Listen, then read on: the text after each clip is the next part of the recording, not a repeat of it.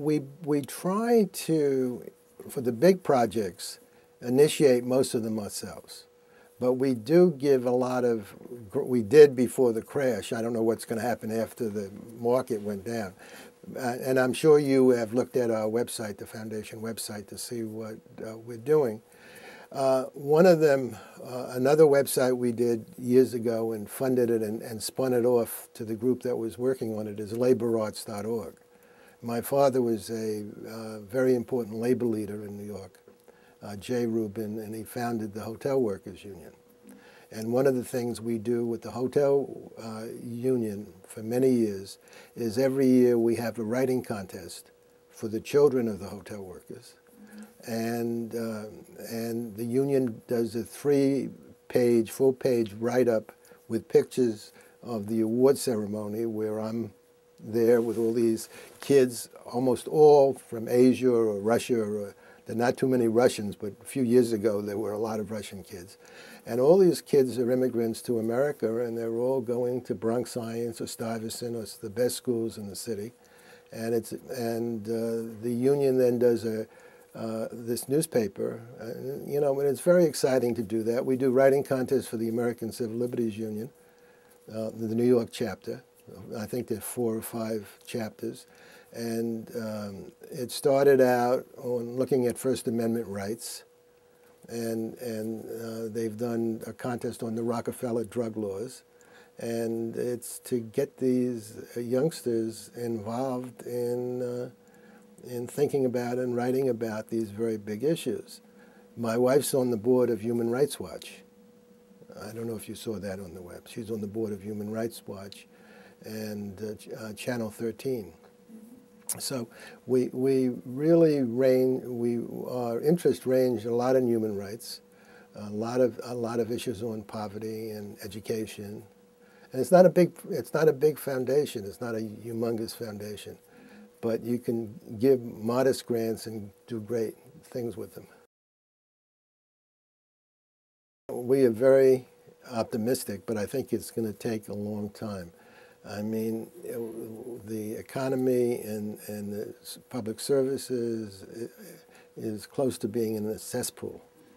And it's going to be very hard to clean that cesspool out, and we all have to take a metaphoric shower and scrub ourselves and just move on and build a good health care and education and system.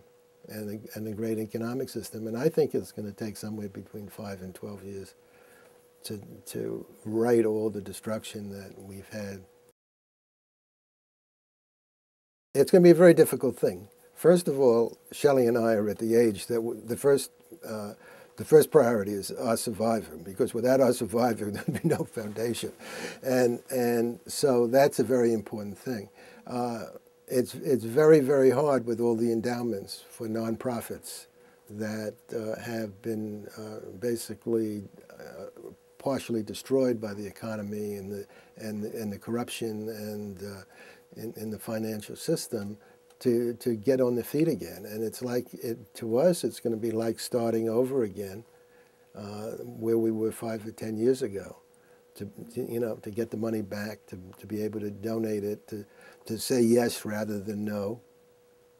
And I'm a kind of person that likes to say yes to anything I believe in. And it's very hard for me to say no.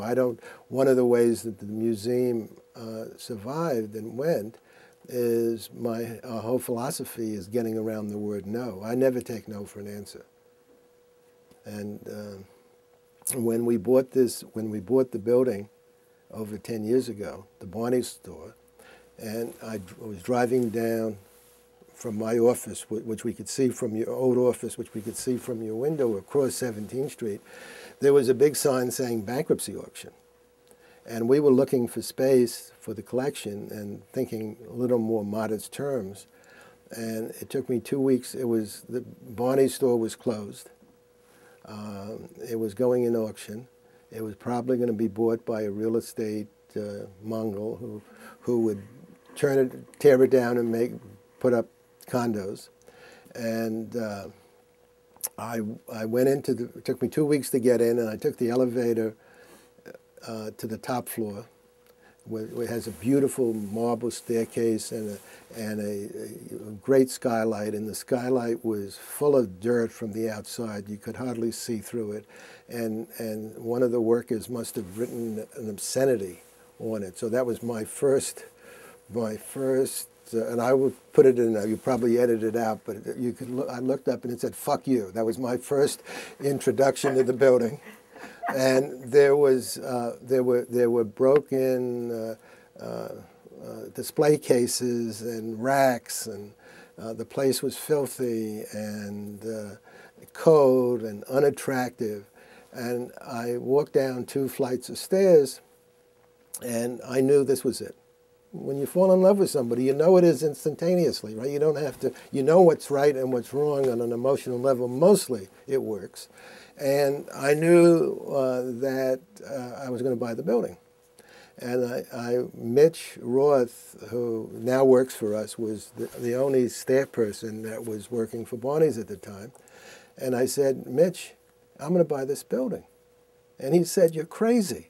He says, I've shown this to dozens of real estate people, and they can all tear it down and make condos. And I said, the only approval I need is to have my wife come. And if she says yes, we're in good shape. So it took 2 more weeks for her to come down. And she is a little more thoughtful than I am and a little more cautious than I am. And she got to the bottom. We both walked down to the bottom of the store. I didn't say one thing, because if I tried to lobby, it would have been no. And she looked at me and put her 2 thumbs up and said, let's go for it. And we didn't know what we were doing. We never built out a building. We never had faced these kind of problems, construction problems and all these other kind of problems. But I figured that we were intelligent enough that we would figure it out along the way. And the whole trick of it is not taking no for an answer. No, who are you? What experience do you have? You got to hire somebody that knows better, And this is you're taking a great risk, and we wouldn't take it. We would recommend against it. And I said, we'll figure it out. I had a grandiose fantasy that I could do it in 2 or 2.5 years, because I don't like to work slowly. I like to get up. Star Trek is my guide. I like to get up to warp 5 or 6. I know I can't. Getting up to warp 9 is mythical, but warp 5 or 6. But and the reality is, it takes an architect 2 years to draw up the plans and do the engineering and the air conditioning and this and that. It's unbelievably hard. But we made it happen, and we do great shows. We get rave reviews almost all the time, and people love it. And I love to have the museum to go to every day, and it gives me a lot of pleasure to be able to come up with ideas for shows, and I'm totally directly involved. And we have Tim McHenry, who does all our theater programs, and we have music Friday nights and every kind of, and movies, and we have a fairly big following. Some foundation projects that we're doing. Another website that we have been working on, and we've done it out of our office for the last 2 years, and now it's going to be separated, and another organization is going to take it over. But we developed it mostly with a few other people, is a website called The Arts of the Islamic World. And it was our feeling that if people appreciate it, and it's not only Muslims, it's Christians in Iran, it's the whole religion that comes out of the Muslim community. If people had more pride in their own background and culture, I thought they would be more accepting of other people and less violent. So that website's done, and we're having the other website that we set up. We go to the museum and ask them permission to bring it. So on that website, the Brooklyn Museum, the Aga Khan Foundation, and a number of other museums have dipped their toes in and have given us their works. But there are a lot of other, it's been very, very hard it's not cooperation, to deal with bureaucracies. And a museum is a bureaucracy, and I think ours even is to some extent. But I viewed myself all my life as a bureaucracy buster because I want to go around, over, under any bureaucracy. My goal is to make things happen and not just to sit on somebody's desk and get a whole bunch of rules. And I sometimes get myself in trouble for doing that. The other project that we're doing, which we're very proud of, is a building manual that we have developed with an architect whose office is right across the street, Stephen Fanaras, a building manual on how to build a home in the third world, Ecuador, South America, Middle East, that's earthquake resistant. It's possible to build a building that's earthquake resistant for approximately the same money. These are mostly one-story, maybe two-story buildings. It would have been great in China for the schools, and it doesn't cost more money. It's just building technique.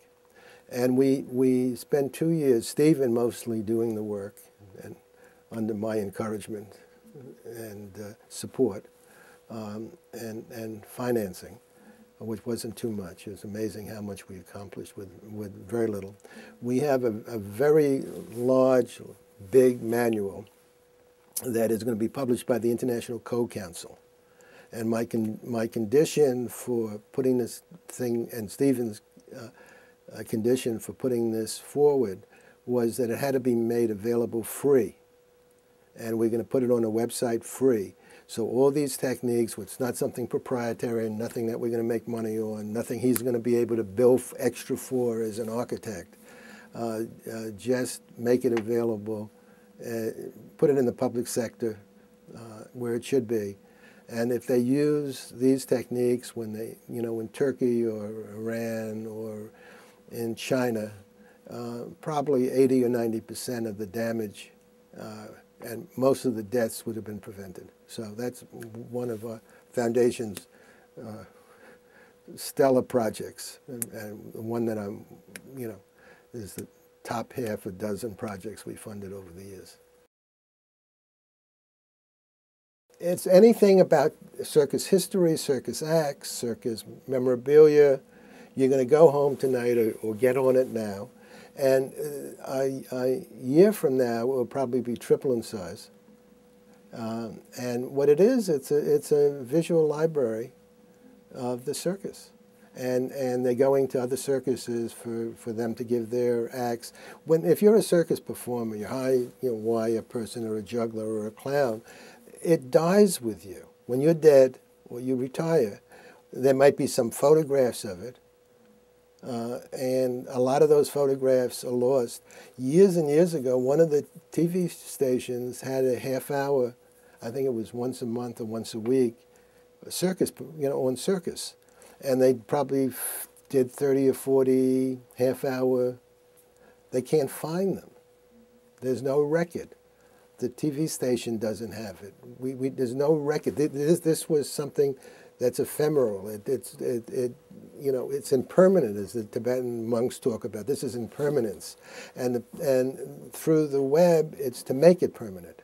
And the same with the manuscripts and the art is to make it permanent, not just let it disappear and be burnt or destroyed, but to put it out to the public in a way that creates a permanence to it.